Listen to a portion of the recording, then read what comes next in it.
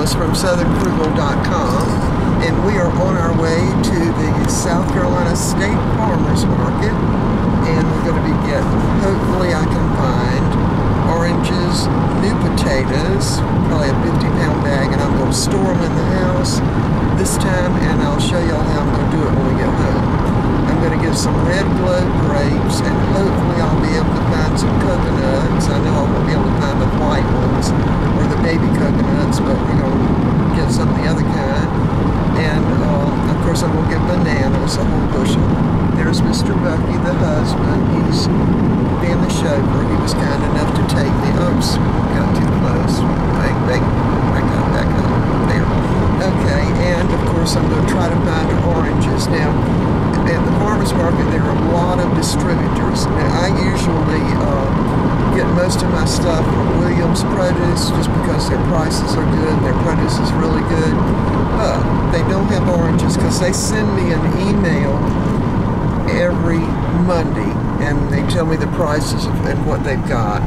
And so anyway, the other thing I'm going to try to find, okay, we got a bunch of, oh, they're working on the road. Look at this. Oh.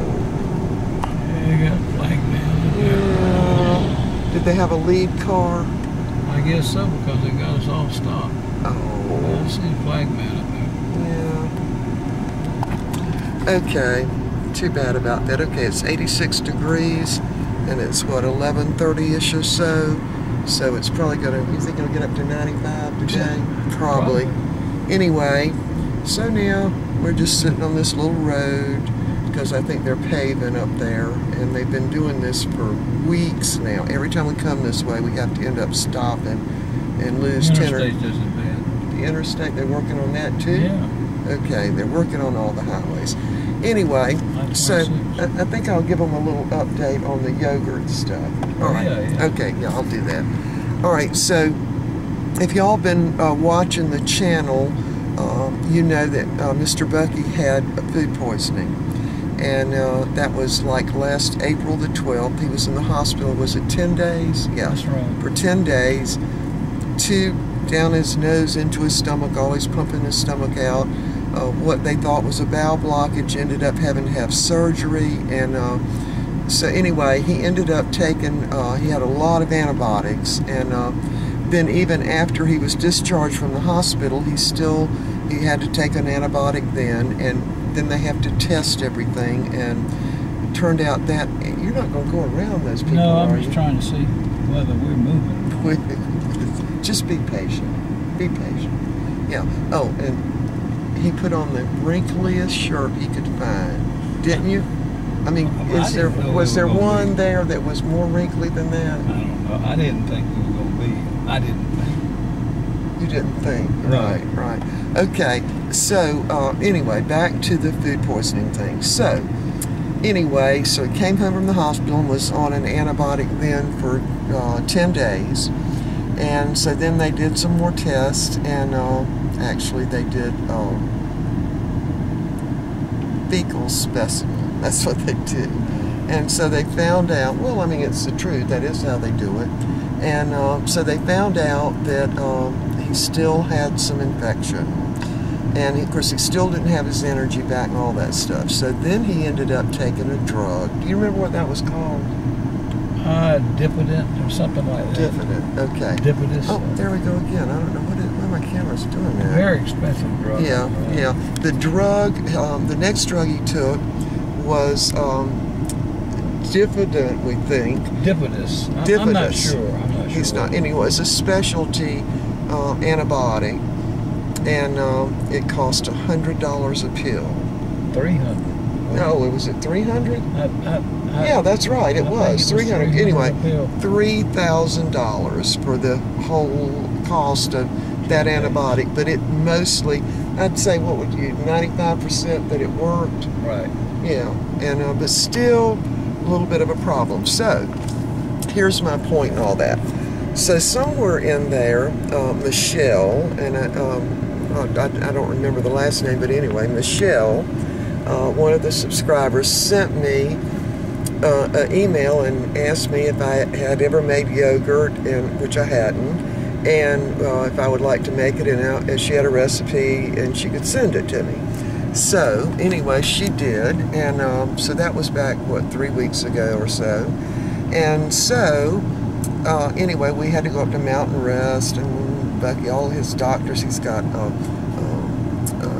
kidney doctor, he's got a heart doctor, and he's got a surgeon, he's got a regular doctor, all this to do with the food poisoning. So anyway, he was really, when he took the last antibiotic, he was a lot better, but still didn't quite have his energy back. So anyway, when Michelle sent me the email with the how to make homemade yogurt and all that, and so we had been eating Activia to try to get Mr. Bucky's intestinal flora back where it should be, because of course when you take antibiotics it kills everything, right? Good and bad bacteria. So we were doing the Activia and he was definitely getting better. So then I made the homemade yogurt here, what was that, a few days back, 3 or 4 days, 4 or 5 days ago. And so I got to tell you the little story about that. So I videotaped it, and the instructions said 8 to 10 hours, and you put it in a little cooler and try to keep it warm and that kind of thing.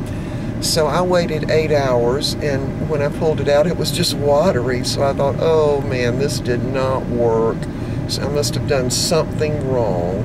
And I had videotaped the whole thing. So I deleted the video and just decided I'd failed everything. So I don't know, something told me, instead of just pouring it out, I just put it in a pan of really warm water that was maybe 110 degrees. And so by this time it's nighttime, right? So I left it sitting on the counter in the warm water, and about an hour later I went back and replenished the water at about 110 degrees.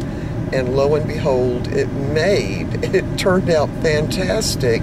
So I had put it in jars, 2 jars. I'd made half of Michelle's recipe.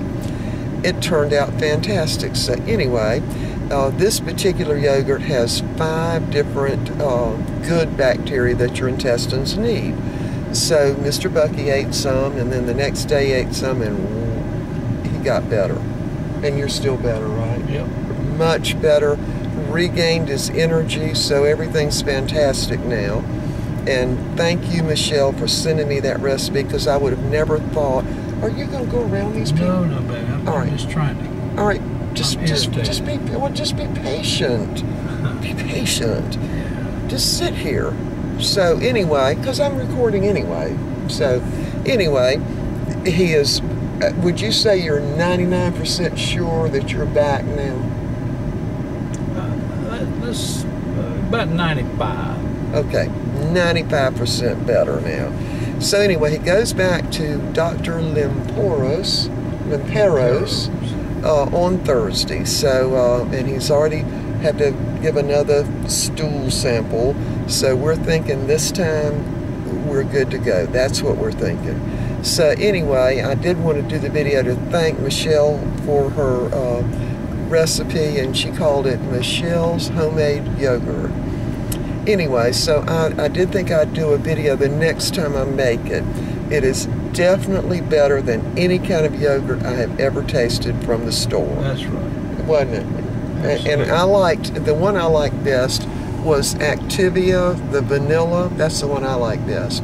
And so anyway, I made mine vanilla. I added a little sugar and a little vanilla, and I promise you it was better than Activia. Plus, it has 5 of the nutrients that, or 5 of the bacteria that you need in your intestines to digest your food. And also, Bucky, you remember your appetite is back now. It's almost back. Almost back. Now, he did make a pot of coffee last night. I saw you. He made a pot of coffee last night. And did you think it was good?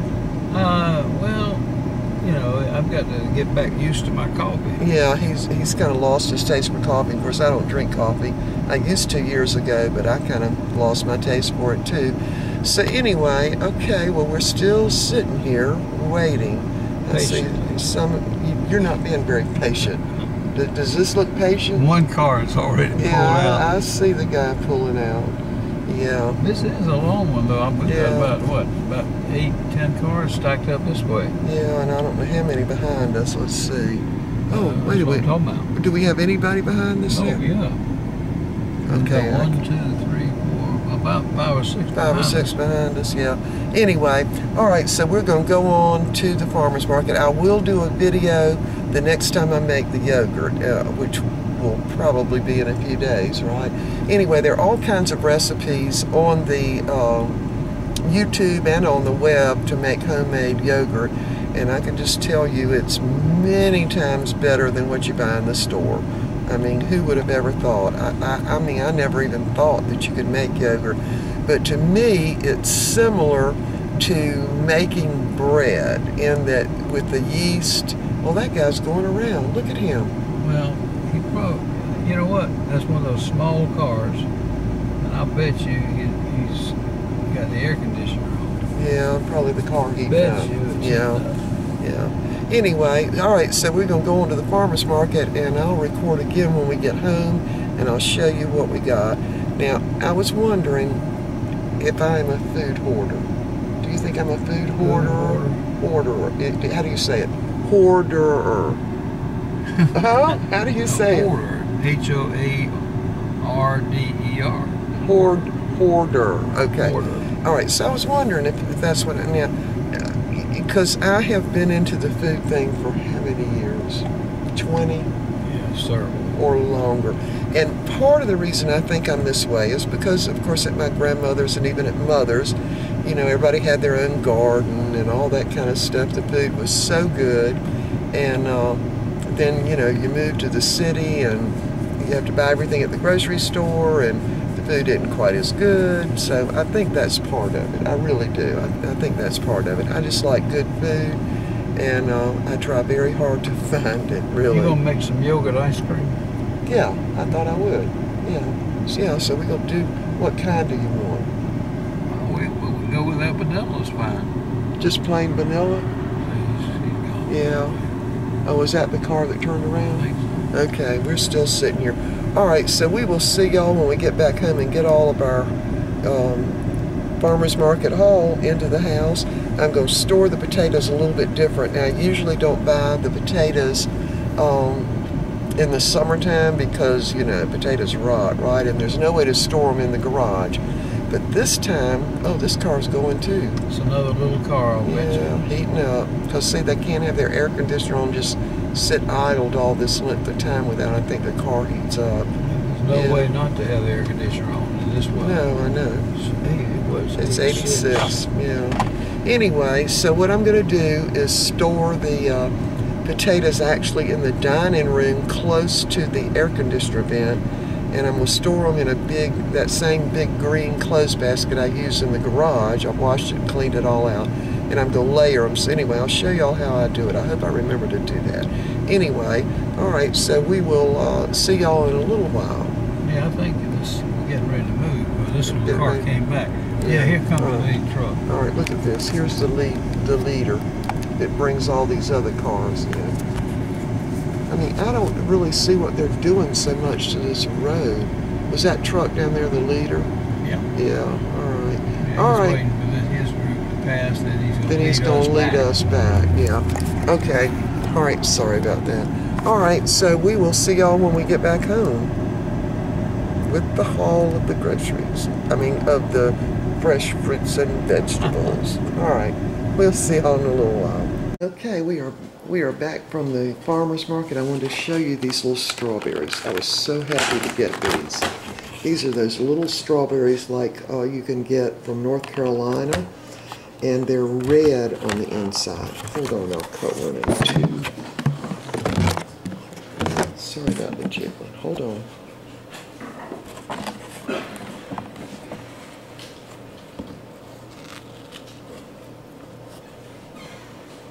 Can y'all see that? They're red all the way through, and they are very, very sweet.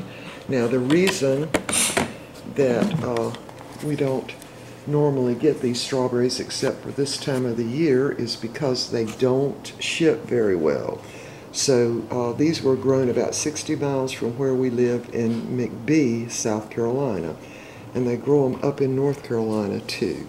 And usually mine come from North Carolina. And we got some Dole red seedless grapes. Now, they didn't have the red globe when I got there, but these are nice. And Vidalia onions. And we got green bell peppers, grown in South Carolina also. And of course the seedless watermelons. Now these are $4.99 in the store last time I was in there, and I got these for $3 each.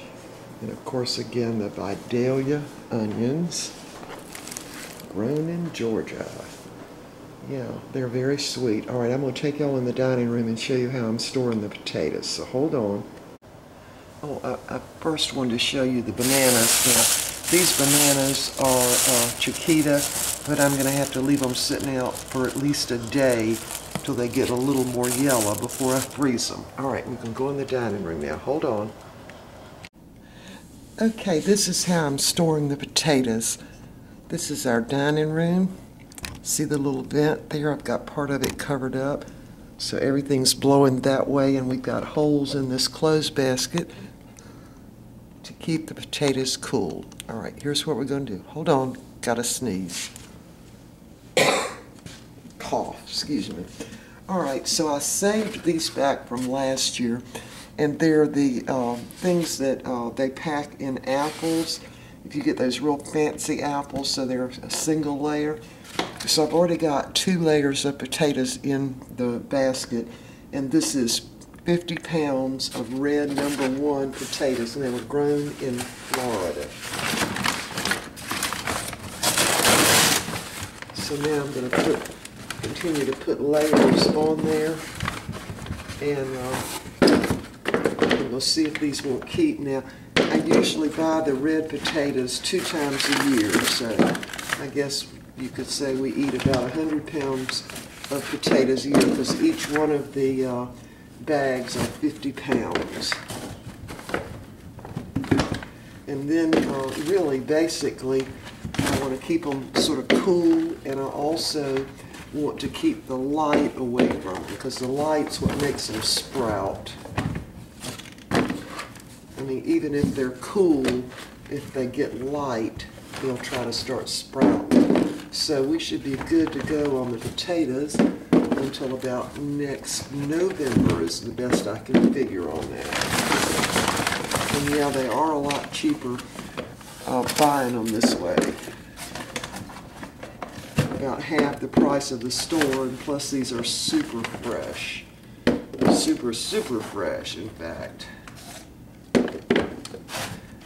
Yeah, so if anybody comes over to have a meal with us, they'll just have to understand I'm storing my potatoes in the dining room. Alright, so now I think we got the rest of these in.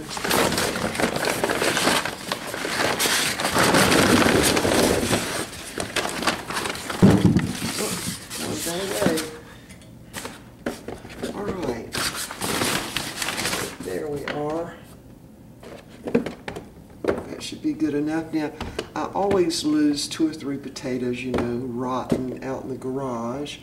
And I'm hoping that this time maybe I won't lose any of these, as long as they stay cool. And once we get to cooler weather, whatever I've got left, I'll move out into the garage. Now, I also saved this styrofoam cover, this one that came on grapes last year. So I'm going to put that in. It's got holes in it. But anyway, and I might end up getting some kind of darker cloth, some kind of material, and put it over somewhat so they don't get any light. All right, that's it. See y'all next time.